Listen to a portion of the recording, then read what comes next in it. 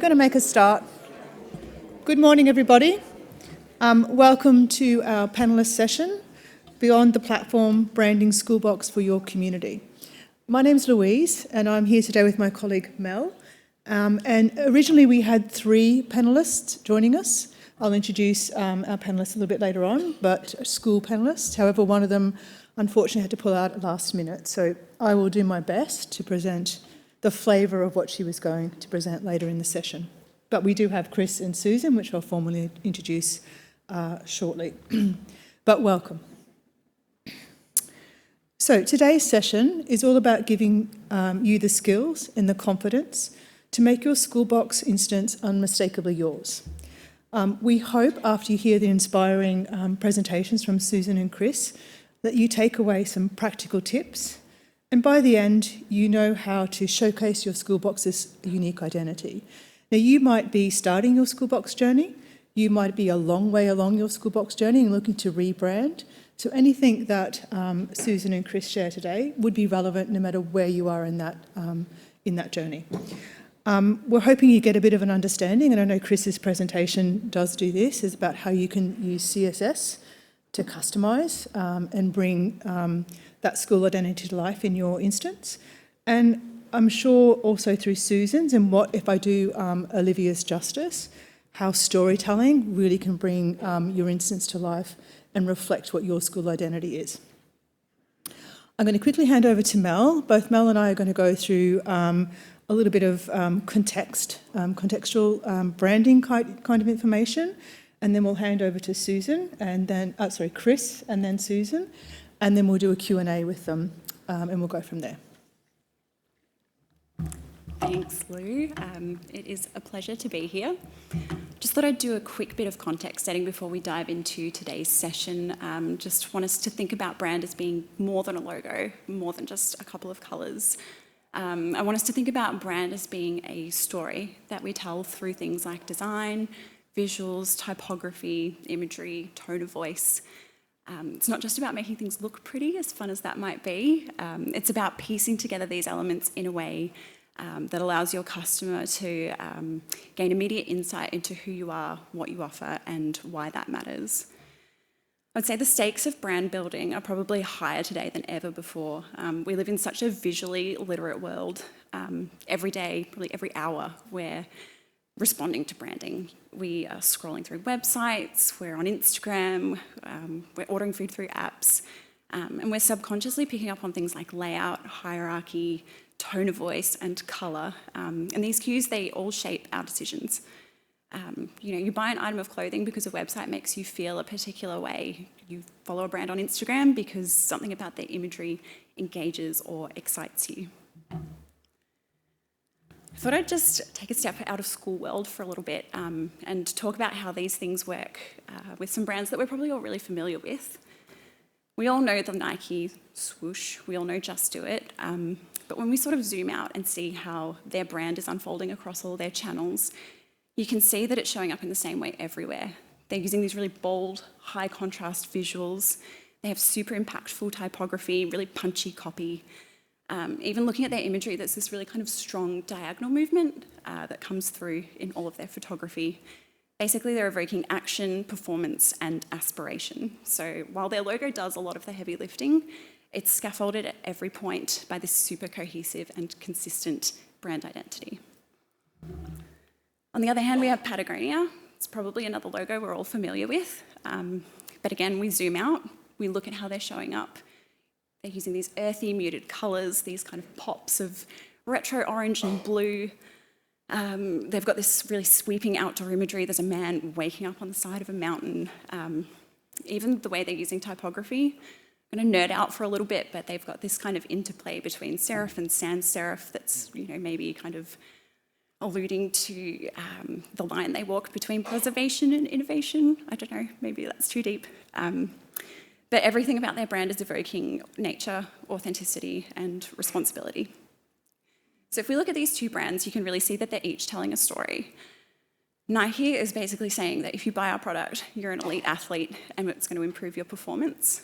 Patagonia is saying if you buy our product, you're doing something good for the planet and you're probably going to climb Mount Everest at some point in your life. The good news is you don't need to be a full suite branding agency or a marketing team to make impactful decisions like this. Just a few really clear choices applied consistently across all your touch points can really create a seamless experience across your brand. So I'm going to hand over to Lou to talk about what this might look like in Schoolbox. Thanks, Mel. So what I'd like to do now is dive a little bit deeper before Chris and Susan do their stuff, and talk about Schoolbox tools and design and a few of creative ways that you might be able to make your platform truly your own. Now, whether that's you looking to go and rebrand or just look and refresh a little bit, or if you're starting your journey. So first of all, it's more than just a name, and when I'm working with schools and implementing schools, we do talk about this a lot. What is in the name is really important for making your Schoolbox really reflect what your school is about. So you can see from some of the examples I have on, and these aren't real schools, by the way, these are just creative names that I created. Someone might have a name up there, maybe. But these are examples that they provide, they've been moved more beyond than just what your school name is. They reflect, they could potentially reflect a unique school identity. So some of the things you might want to consider when you're thinking about a name or renaming your instance is to really define your core identity. So what's your school's mission? What's your school's values? What do you want that platform name to actually reflect about your school? Is it something related to you being an innovative school? Is it a community-driven school? Are you a school of academic excellence? What do you want that name to say? Try and get a little bit creative, maybe focus on metaphors and concepts. Think about the feeling or the idea that you would like that name to portray to your school community, whether that be staff, students or parents. Does it serve, for example, to be a central hub or a place to connect? Or is it something around striving for excellence or building a community? Using a metaphor can make a name quite memorable and meaningful. Keep it simple, keep it strong. Like a one-word name is often something that resonates with people. Keep it simple, keep it strong. What's my last one? And engage your community. A lot of my schools do run competitions. The students love to name things.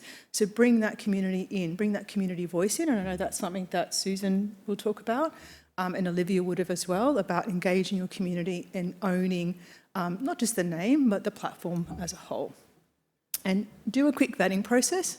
Make sure your name doesn't have a meaning that you didn't intend it to do. Make sure it's not out there in many places. It is quite unique, and just check it over. Make sure it works for you and your school community. So if we go a bit beyond the name is kind of the first step.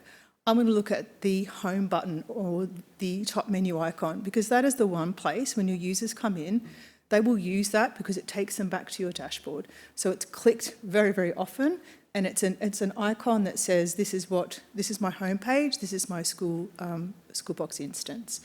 It's a fantastic opportunity to go beyond just your school logo. It can be a design that speaks to your school story, a visual design that speaks to your school story. And if you look at some of the things I've got up there, if you think something like Connect, it visually represents a network. I know there's a few school boxes out there called Connect. I know one is in the room today, actually. So there are a few Connects around. Nexus, for example, might be a visual metaphor for that connecting, those connections. So think about tying that name along with that top menu icon, that home button icon. Okay. Every Schoolbox, when you first started your journey, you were given our default Schoolbox platform. It's great, it works, but it's not representing who you are and who your school community is. So we want to move beyond that default. We want to bring in some of the branding elements that really showcase your school. So things like using your brands, using your colours, using your fonts, using imagery, can do things like building trust, particularly if you have a consistent look between things like Schoolbox platform, website, any other communication that you're sending out, you have that consistency through colour, through font style, through imagery. It builds a trust. It feels like they know that you're a professional organisation working with them. It can simplify use, particularly when parents are coming in. If you have familiar colours, familiar images, familiar fonts, familiar styles, it makes sense. They've been in the platform, they're now, in your website, they're now coming into your Schoolbox platform. It's not alien to them. They can see they know where they're going purely from the style that you're using. It can also strengthen your community. So it can make your community feel like it fosters pride and a sense of belonging, because it is like a one-stop shop for them when they look across your different branding pieces, and they feel that this is me, this is my community, this is my students go, this is where I teach. So using your brand, and most of the schools we work with do, is really, really important. Going beyond words and visuals are such an important part of really bringing your Schoolbox platform to life and showing, building the story and showing who you really are in a very authentic way.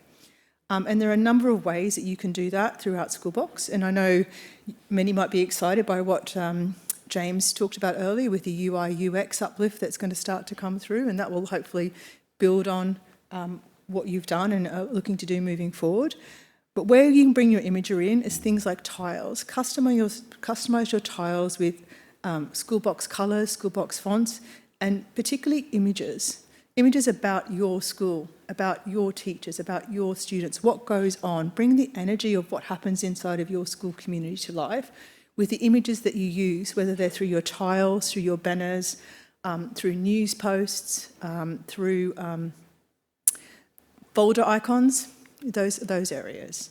Banners are also important because they can reinforce your school style. By using your brands and your brand colouring, they can be consistent throughout, so there's an ease of use for your community again as they move through different parts of your Schoolbox instance and they feel like they belong there. It can become a core part of your online presence, putting out professional banners and having them unified and help making it easier for a user experience. And we just talked about the images as well. Images really do humanise what your Schoolbox platform can mean to your school community. And the last one I have, and I know Chris is going to delve into this, and we'll get you in a minute, Chris, quite a little bit, is you can use CSS to bring a few more things to life inside of your Schoolbox and align it with your brand. So you can see on the slide, these are really simple things. Chris has done quite some interesting things that he'll share, and I'm sure many of you are using CSS to change what your Schoolbox does, your Schoolbox instance, and how it works for you to build that brand for your school community. Very basic ones up here, just bringing in your school font. Many schools have their own font and want that to be across the platform. And when I talked earlier about it being similar across websites and other spaces, you want that font to also carry across everywhere your community is landing. It can be as simple as, and I love this one, because if you're going to use white in your side menu, your icon button for pinning disappears. So you can use CSS to make that a colour that makes it more useful from a user experience perspective. Even to things like rounding your profile images, rounding off things, making it look a little bit more modern.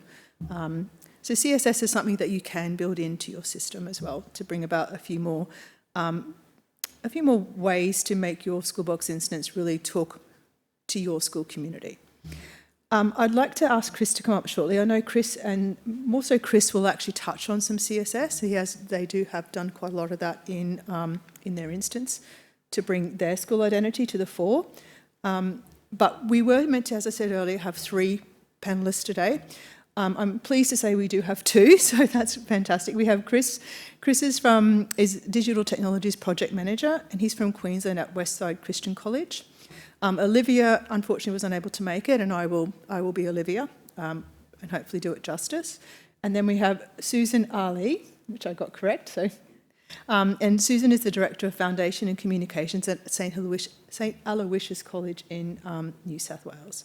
And I hope what you'll find when you listen to the 2 panellists today is quite a contrast in where they've come to this session. And I'll let them build that out in a moment. So I'd like to welcome Chris to the stage. Thank you, Chris. Hey, tech desk guys, I'm going to break from protocol and use this if that's okay. Is that good? All right, great. Sorry.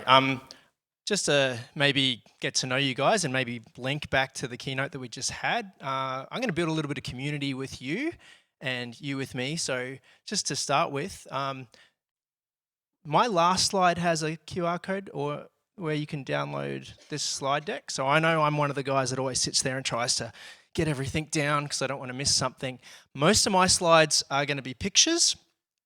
And I'm going to move through them very quickly because I've got a time limit, but also it's just the way I tend to operate. So that's a little bit about our school. We've been around for a fairly long time in Queensland as an independent Christian school. I believe we were the first one that was established in Queensland. That's just a little bit about us. And there's some of the stuff that Louise was just, I guess, talking to in terms of what our school is as a brand or as a thing. I'm not going to go into that in a lot of depth right away, but just to talk a little bit about who we are from a tech perspective. We've just recently moved to pastoral care this semester, which I'm really excited about. That's going to link in with some CSS stuff that I'll talk to a little bit later on. And a little bit about me. I'm a music teacher. That's what I do. Is any music teachers in the room, or is it just me? Okay. Maybe, is anybody else here a teacher? Okay, good. All right. So I've landed in this role, as many teachers tend to do, that's kind of a bit teaching and a bit other stuff. So I'm not really speaking from a professional background as a design person or even an IT person. I've just kind of stumbled into that, but I think it does inform some of the decisions that we've made in our Schoolbox instance. I appreciate visual aesthetics. It's not a strength of mine. I tend to move towards the way things work and the functionality of them more than how they look. So I'm not going to take credit for a lot of the pictures that I'm going to show you in a moment. I've just got a really good team of people that we have trust with each other and we have license to do things in the Schoolbox instance. So Canva's been a really big thing for us in the last couple of years. If you're not using Canva, just know you can get a free education license to access that. You don't have to pay any money for it if you're a school. And I actually don't really use it a lot myself because I've got a good team that does. So a little bit more about our school. We use Schoolbox. I've got a 10-year badge here. That's cool. We're also a TAS school, and we've had that for a long time. If you want to talk to me about that later, we can. We also double dip into Google and Microsoft currently, and we're using Edval as our timetabling software. In terms of the way that's reflected in our particular culture at school, our primary campus is across the road and has a different vibe to our secondary campus. Sometimes that happens in school, sometimes that's unintentional and you want to try and break those barriers down, but you'll see that reflected in how we are actually using Schoolbox. And please appreciate our instance isn't perfect, and I'm not pretending that it is. There's a lot of things there that I'm not happy with that I want to correct and improve, but that's also part of the process and part of the journey with anything that you use. As a school teacher, when I teach, I'm like, I'm not really happy with that lesson. I'm going to iterate on it. I'm going to work towards improving it. So let's start to unpack this with the actual picture stuff. Okay, so we're going to start with branding. And I guess just a little caveat before I go into that, teachers make a lot of stuff. Sometimes we make stuff good, and sometimes we make stuff bad. And I know that for myself, I've tended to make a lot of stuff bad, particularly when we started with Schoolbox. My objective was just to get it up and running as a system, primarily for learning management for our students, so we could engage around assessment in that space. It's grown to be something that's a lot more than that, and again, you've just got to start somewhere with what you're doing. Here's a little design thing from a non-design person. Has anyone heard of the term Norman doors? Okay, a couple of people, great. A Norman door is basically a door that when you go to interact with it or interface with the door, you don't know how to use it. You don't know whether you're supposed to pull it or push it. Now, is that a problem with you as the user, or is that a problem with the way the door's actually been designed? It's not your fault, it's actually the door's fault. And how does that connect with us in Schoolbox? Well, we're making stuff that we want our community to engage with. If they can't find something, it's not their fault, it's actually our fault, and it's our responsibility to try and make sure those barriers aren't there. If you download this later on, there's links there to watch stuff. So how is this relevant? Everything we make needs to have the end user in mind. And if we do it really well, the design actually just becomes invisible. There's a really great podcast called 99% Invisible. It's cool, check it out. All right, so what's the story that we're trying to tell? How do we apply storytelling and design to build stronger community engagement? Well, first of all, it's about having a feedback loop. So we need a mechanism for our community, whether that's parents, students, teachers, administrators, business office, that they're engaging with it and they're feeding back to us who are responsible for putting it together, and we know whether it's working or whether it's not working, or measure its effectiveness. So let's now get to my pictures. So start with branding. There's our style guide, and I guess like Louise had up before, it really informs our decisions that we are supposed to be making. I'll use the word supposed to and connect to that in a moment. We've got our color palette, we've got our fonts, and I'm just going to start with our green and blue. And I want to show you where we can see those in our Schoolbox instance. This would be kind of straightforward. For me, as a non-visual design person, I was probably pretty unaware of this until I started thinking about this in this space, and maybe in the last 7 or 8 years. So here's a staff dashboard for staff. And again, look at that. We've got green all over the place. Woo! There's some blue. There's our gold and our yellow. Parent dashboard, notice we've got a different set of iconography for parents. It's shaped differently, it has different pieces of information, but we've still got that same set of colors being referenced. In terms of our student dashboard, again, this looks different. This is our secondary student dashboard, but we see that same consistency in the use of colors. Primary students, there's a lot less going on, but again, we can still see those colors coming through strongly. There's all of our little dashboards there. I'm sorry if I'm going too fast, but I'm just going to keep racing. There's our class pages, and this concept of rule bending, and I actually like the Patagonia thing before. Like there's all these rules about how many fonts you should have on a particular document. You have more or less, and often I have like 25, and that's completely wrong. But rule bending gives us this opportunity to actually put things on our pages that maybe don't conform to our branding, and I don't think that's a bad thing. Jumping across to news images, again, you can see those colors coming through. I just put a circle around that one because it's got red, and it's actually not in our thing, but it works and it's effective in that context. Rule bending. Looking at our class images, and there's let's go back. There's the example of the one that's really just not picking up on any particular colors. So style guide rules versus rule bending. I'm just going to play, and this is because it's really hard to do static images of a thing. This is our little secondary staff one layer in from the dashboard, and you can just see examples of different font choices, different shapes, but it's all bringing particular pieces of information out so that they pop if you're looking for a particular thing. It doesn't all use the same things in those different sets of tiles, but it gives a really clear navigational tool for teachers to be able to move through those spaces quickly. Let's shift to school culture. And when I was engaging with this presentation and going, okay, we've got to talk about school culture, I was kind of asking myself the question, well, how do these colours connect to our values and our priorities and aspirations? And I couldn't really come up with a good idea why we've gone with those colours. I actually was talking to a lady who's putting together a little history for us at the moment. I said, do you know why we went with these colours?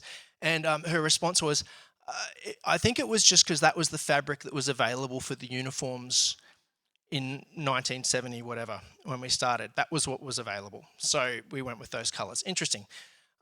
So let's look at our school culture, not from our school culture perspective, but from our campus culture. I talked about that a little bit before.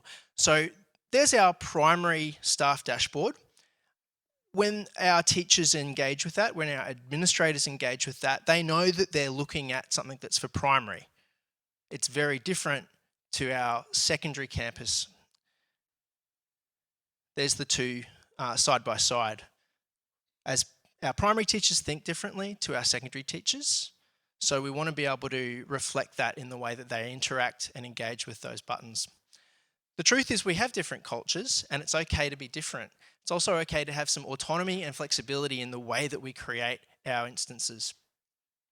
Iconography is reused across different roles, and this is also helpful for our parent community.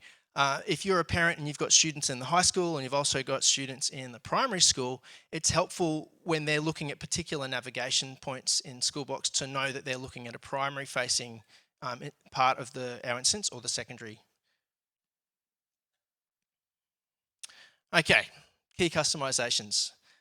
And we're going to talk about iframes a little bit too at the end. So I've just added that in. Let's start with CSS, and I'm not going to take any credit for this at all.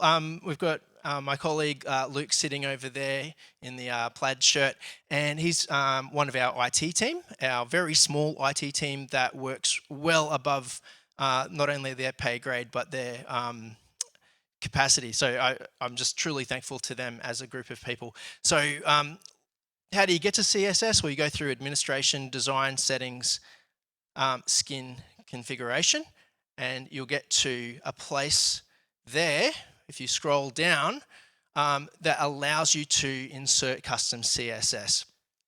Now, I guess trust is a really big thing here. Again, working with a good team of people, I think a lot of the stuff that Luke's put in here, Luke's just gone, I think I need to put something in here. Is that right, Luke? We haven't had a dialogue. Chris, is it okay if I like? So that's really important. So I'm just going to pull out some examples of this CSS. I haven't got, in some cases, the ability to put all of the code there. So if you're interested, just reach out and we can send through something that might be helpful. So first of all, when parents log in and they mess up their username, we had this as an issue because our parents, if you've got two parents, one of them has a P in front of their code and one of them has a S in front of their code, which all it means is that the primary account holder and the secondary account holder in TAS language. But if they dropped off those P's or S's, or they thought it was an O instead of a 0, we just wanted to put in a message there. So Luke's used that to tell them they did something wrong. There's some that make our profile images actually fit properly. There is one for single sign-on so that staff and students don't have to actually put username and password in at all. Talk a little bit about tiles now. And a really key tip is to make sure that you're reusing tile sets. Build them in a sensible place and then distribute them to the pages that need those particular sets of tiles. Here's another quick little scroll through. We wanted to develop some little cheat sheets for parents. And what we're actually doing here is clicking through a whole set of different pages, but it looks like we're actually staying on the same page. So we're using tiles to control that navigation.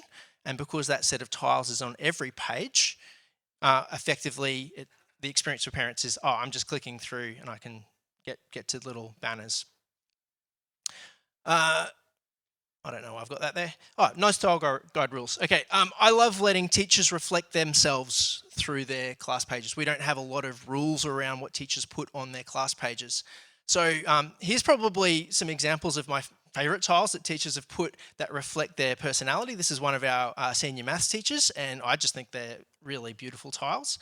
The next one's from one of my colleagues who teaches music, and notice he's got a little animated GIF for the assessment tile. Again, if I just go back, like the students, when they enter a classroom, they get a vibe for the subject, they get a vibe for the teacher. And I think Schoolbox provides a really great opportunity to represent that in a digital capacity. So that's what the music vibe is, and that's what that particular maths teacher vibe is. Not all maths classrooms in our school look like this, just saying. Okay. Hope I didn't offend any maths teachers in the room. Naming, we haven't done any of that, and I wasn't sure about the assets thing, so we're not going to talk about that today, but I will talk about iframes. Now, again, this is a lot of really great work that Luke's done. We really want Schoolbox to be the place, the conduit that is communicating to our entire community. We don't really want them going out to other places. One of those places often is like Tas in our case. So Luke's done a lot of work to basically take other portals that we have and place them inside of Schoolbox. So I'll just go through these fairly quickly. Okay, there's one about intention surveys. There's one there about purchasing a bus ticket. There's one for basically our canteen, putting money or credit on for uniform shops and food and that sort of stuff. There's a GPA dashboard that we've put together that's pulling data out of TAS. And this is where we get to probably my favourite thing, because it's the newest thing that we've been playing with, and this is pastoral care. So that's, if you're not using pastoral care, what you can do is basically have a little flag that shows up on the class list.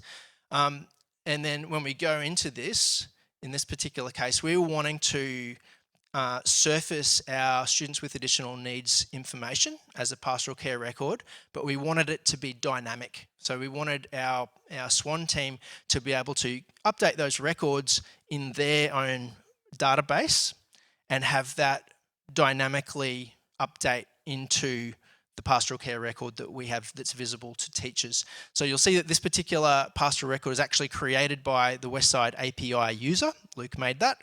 And that little table that you're seeing there, I can't remember if I've got that little table there is actually dynamically pulling that data out of a program that we're using called Grist, which is essentially a database but looks like a spreadsheet.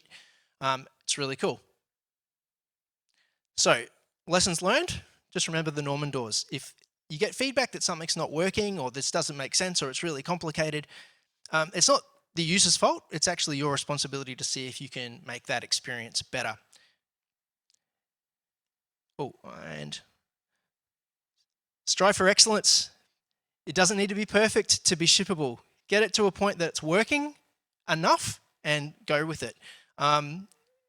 Make sure that your organization in Schoolbox is done correctly, particularly if you're moving or sharing tiles between pages. You're going to make sure your permissions are correct in that sense. Be creative and think outside the box. And I don't know how I went with 10 minutes, but there we go. I'll leave that up for a little bit. You can scan the little dinosaur and click on some stuff there. Thanks, guys. That's mine. Just before you sit down, Chris, you might have noticed that Chris had the side menu. You didn't mention this, but you have the side menu pinned permanently. Oh, yeah. But you actually don't have a top menu icon. Is that correct? On your top menu bar, it's purely the clicking on that. Have you made that permanently pinned, if I can remember correctly? No? I think the pinning would just be my user setting. Yeah. Do you have an icon at the top menu bar? Or do you always go to the... Don't worry. I'm just trying to unpack. I just remember when I was working in the school, they really frame by having that pin piece there, and you frame the entire space by keeping those two menus together, which works really well as well. Yeah. Perfect. Thanks, Chris. Thank you so much for your insights, and I'm sure many people in the room will collar yourself and your colleague after to discuss some of the points. I'd now like to hand over to Susan, who will come from a totally different perspective, which is fantastic. Thanks, Susan. Thank you. Can everyone hear me? Does anybody need to stretch their legs? No? We don't have time. Okay, we'll kick on. Firstly, thank you for having me. My name is Susan Arley, and I am the Director of Foundation and Communications at St Aloysius College in Sydney. If you haven't been to the school, we're the little school that sits directly under the Harbour Bridge, and we have the most beautiful view in the world. So a lot of people ask me, what does a Director of Communications actually do? So I might just explain a little bit about myself and my role, and that'll help contextualise my presentation. So prior to this, I was the Director of Communications at the Scots College in Bellevue Hill in Sydney, and I was in that role for 4 years. And now I've been at St Aloysius in this role for 6 years.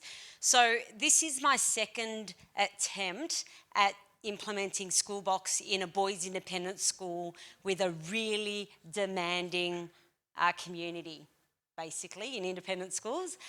So what I'm going to share is I'm not going to, everything that everyone has covered has been really fantastic in terms of the detail around branding and design.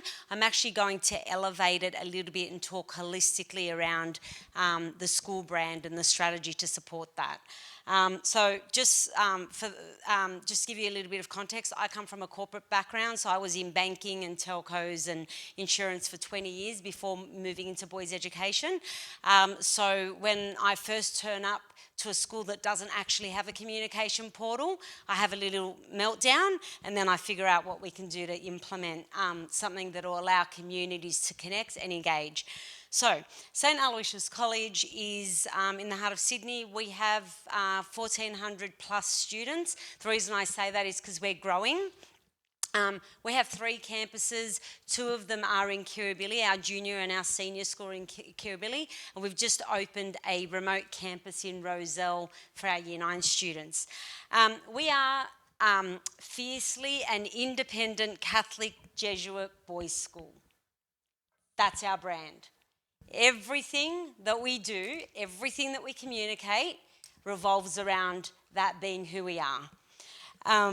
We are an academically oriented school, so not a selective school. And what that actually means is boys sit an exam and they go through an interview before they are accepted. I'm going to just pause there for a second and just say that prior to all of the work that we've done in the brand space, we probably had about 1 student accepted in every 3 applications. Now we've got about 1 boy accepted in every 4 or 5 applications. So it's a very high demand school. There is a lot of demand to come to the school.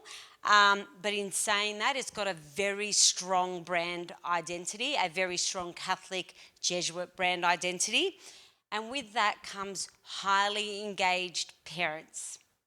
And that also means they have a lot of expectations from you as a school community. And it was a really great session this morning to learn about how we can engage our community through this. And I'm going to talk about that a little bit in regards to this.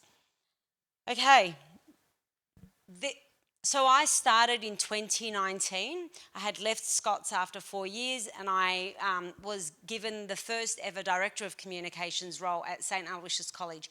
And when I arrived, the principal tasked me with building a new communications department, because we didn't have one, writing a communications strategy, building a new college website, building a communications portal so that our community could communicate, building an app, and basically just improving the brand of the school. That was a big task in 2019 to do all at once. So what did I walk into?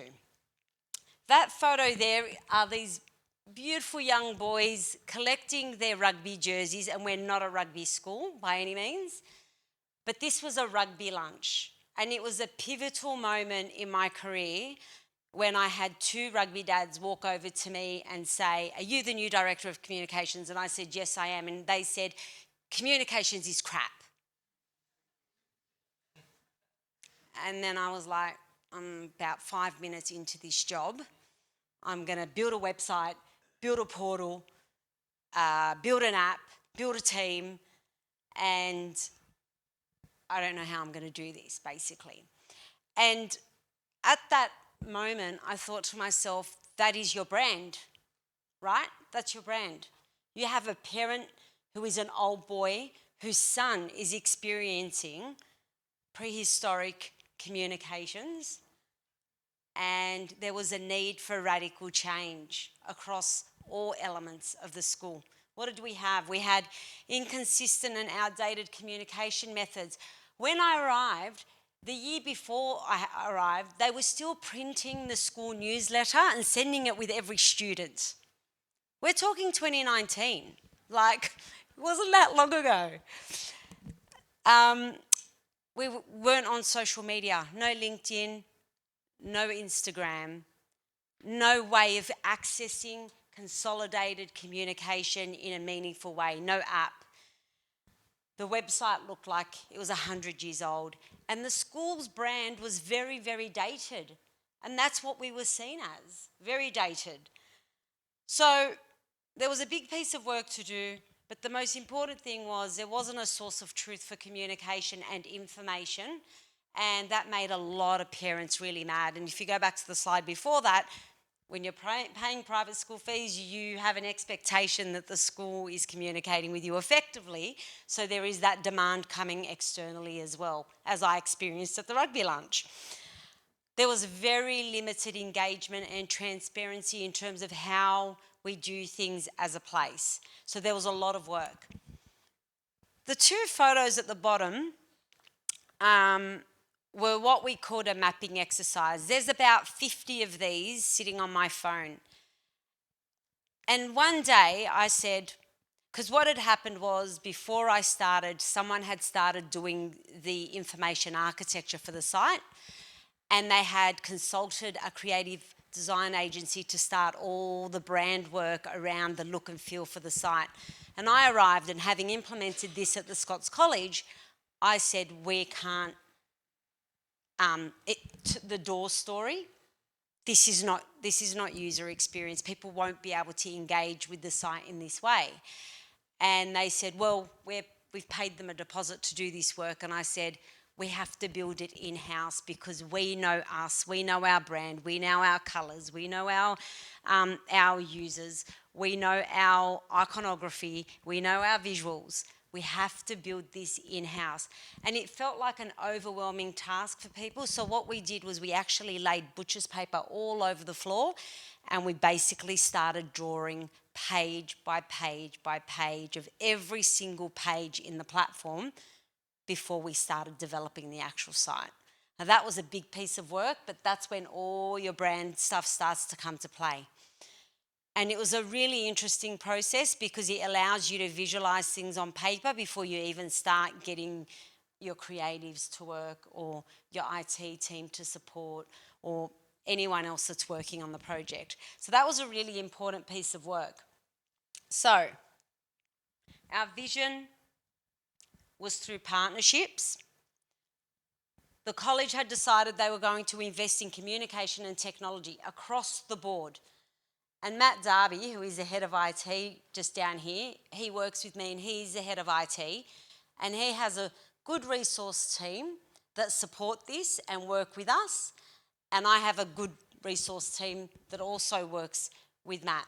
But what I also recognise is that not many schools have got this, and not all schools are going to have the luxury of being able to have in-house fully functional communications teams that are going to be able to help you with your design and your look and feel. So I am going to acknowledge that some schools are just not there. That's why the butcher's paper drawings was such a good way of being able to visualise things. So we invested in technology. We wanted to build a single source of truth for students, staff and parents. We wanted to partner with leading providers. As you all know, Schoolbox doesn't develop an app, so we partnered with Digistorm, who's now part of Vera Cross. We partnered with Clipboard. And the very important thing that I want to say here is when I was at the Scots College, we actually built the LMS and the portal. And it took 18 months to build that and do the whole thing end to end across our junior and senior school. At St Aloysius College, we kept Canvas. And that's interesting because what that actually means is how do you ensure that there is direct integration with your learning management system? And this is where we got some things wrong. Because on day one, when we actually launched our beautiful platform, and I'm really proud of myself because when I look back, that sort of looks like that. So the drawings actually came to life in the way we wanted them to. And the branding really came to life through the app and through the actual platform. And at the time, this was just a visualization piece, and there's so many of these. And if you go back and you look at both, they reflect each other. But I said that we got some things wrong here because I want to talk about day one of actually launching this platform. I was tasked with launching a platform for our community because our parents needed a way to be able to connect and to receive communication that's timely and relevant and specific to them. That was our biggest strategy across our whole college. On day one, we did launch it, and it was a successful launch, except we had not activated student accounts the day we launched, and all the boys went looking for the platform to try and log in, and none of them could log in. Now, we were tasked with a community platform, but the students were calling for this. And the reason we didn't develop it with a student view is because students were still using Canvas, and they spent most of their time in Canvas. So we didn't think the need to launch the platform directly to students and target them. So after 5 years of working on this, I think Matt would agree with me that now we need to look at it with a student lens in mind and really think about how a student would engage with the platform, not just their parent, because it wasn't designed specifically for students. So I'm going to talk about a few things that we actually did do with the creative design. So every single page, every photo that is in the platform was taken specifically for the platform. It took us 6 months to build. So we started at the beginning of 2019, and 6 months later, we implemented the platform. It's called Manresa. Manresa is a famous place in Spain that has Jesuit relevance to our school. And we kept that name because a prior platform that they used was also called Manresa, and they wanted to roll the name across. And it was the best decision. I know naming conventions are such a small thing, but it was such an important thing for our community that when they went in, they were going into Manresa. Manresa is a place in Spain. It's a sacred space. I'm hoping this platform is now a sacred space for them as well. At the top, what you see there is that banner. That is the most expensive form of real estate.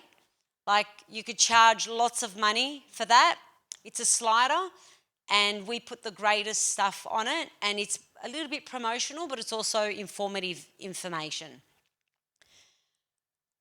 Typography, photography, creative design, layout, look and feel, everything that is in this was designed based on our brand and style guide, which Chris showed you his. I haven't showed you mine, but this is reflective of our brand and style guide.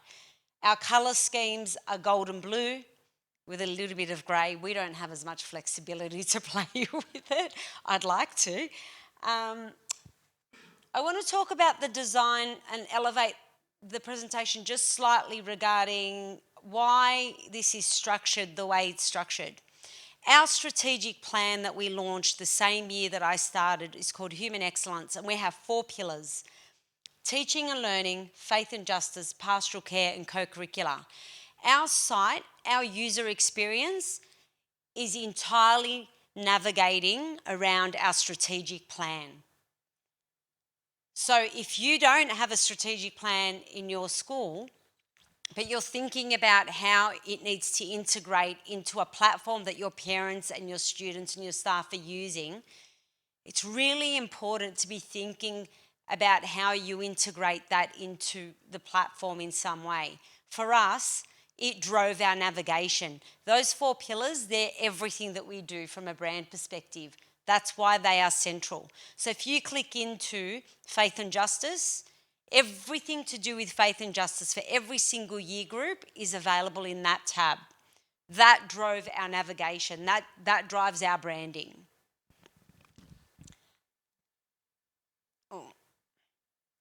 So we use a lot of tiles. We created all of these icons in-house once again.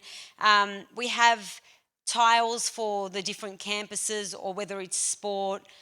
There's one there for our St. Aloysius College Roselle campus as an example. Sport has their own one. I think the importance around deciding what iconography looks like is that you actually then create with your audience a way of being able to know how to access information. So our Roselle families will always look for their tile when they're getting information. So that sort of decision making is really important.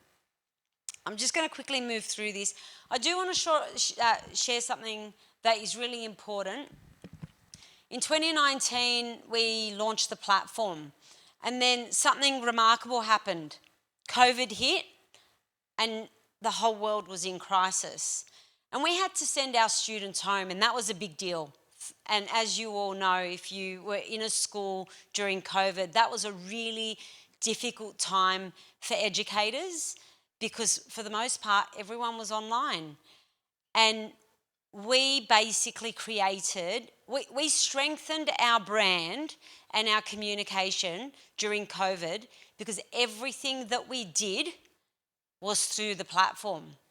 So, for example, our PE staff were filming daily exercises and loading them onto the platform, and the boys would log in and they would do their daily exercises by accessing it on the platform. Like, how powerful is that students could still connect and engage with their learning through a platform? And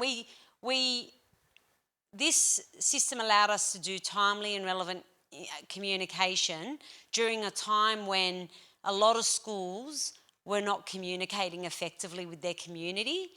And after COVID, we got such great feedback about how strong our brand and our school offering was because we were able to leverage the system during crisis and during a very difficult time.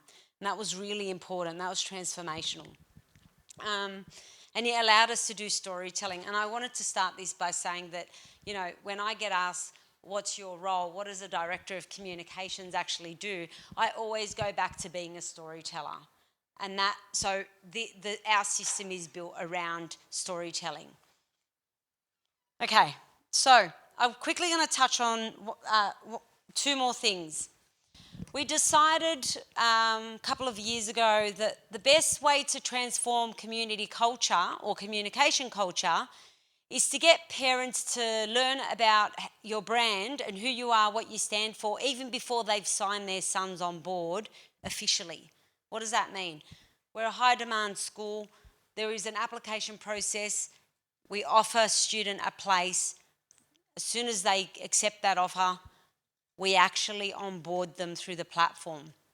They have their own profile, which basically is an ID, and then in January, when they become official parents, Matt and his team roll them over so that they're official parents.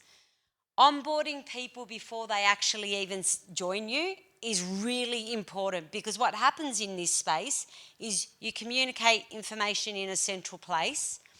You're able to tell your story to people who haven't even joined you yet. It creates excitement. It creates community. The process of completing all of the documentation that you need is all in the one place. So this has been central to us onboarding families. Okay, I'm going to quickly wrap it up because we're going to do some questions. I guess, where are we at? We're in a good place. Communicating with our community is great. It's strengthened our brand. It's strengthened our offering. It's strengthened our community engagement. And we're proud of that. It's really empowered our staff to be able to manage their own pages. Like I said, we're still using Canvas, but in the future, there may be opportunities to look at how we start to use the LMS part. But for now, our community portal has been able to help us transform our brand and what we stand for. And so the things that we learnt along the way was you have to engage your community. The second thing I'll say is if you're in the build stage of your platform and you don't have a seat at the leadership table, I would be pushing for that so hard because a lot of the decisions that get made, if they have to go back up and then they have to come back down, it's a really lengthy process to get anything done. So I always say to people in the build phase, you or whoever's actually driving the project needs to have a seat at the leadership table so decisions can be made quickly. Partnership is really important. IT and communications worked hand in hand. We engaged our college community. It was aligned to our strategic goals. It will not be perfect on day one, as Chris said. It just won't. It can only get better with time.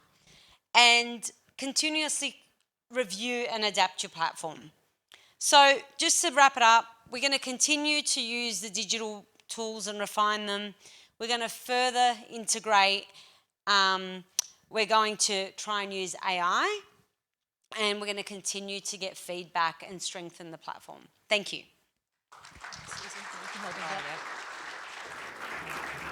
Thanks, Susan. That was fantastic. I'm glad we haven't got a third presenter because we're right on time. But that's fine. When you get the slide deck, you will see that Olivia's information will be in there. And what I'll actually do is keep the notes that Olivia sent. We'll ask them to keep them in there so you can read through. I'll just flick through really quickly. But they did a full rebrand. So you'll see they've come from a certain palette and things through to starting to reflect who they really are in a very, very different way. And they renamed as well. And they also have a lot of community input through naming of the instance, naming of their robot and their Crest Connect. So there's something that you can work through when you see the slides, and apologies that we couldn't get to that. We also need to move, so we won't actually get questions either, but I'm sure you will collar. It's difficult because people are really, Chris and Susan are really passionate, and I think they had a lot to share. So I'm happy for them to have taken the session the way that they did. And I'm sure you will collar them across lunch or afternoon tea and ask some key questions of them. So just to wrap up, I'd like to say a great appreciation to Chris and Susan for supporting us today. And I'll give them a little thank you gift on all of our behalf shortly. And the last thing I will say is that we do have an instance sharing space on Schoolbox Help. And I will ask Susan and Chris, and I'll get Olivia to do it as well, to share maybe your dashboards. We have a dashboard sharing space and I think a homepage sharing space. And we would encourage you to also go there and share. The more we get there, the more you can see how other schools are building out their instances and building that story for themselves. I think we do need to move. We're right on time. Please join me in thanking Chris and Susan for their...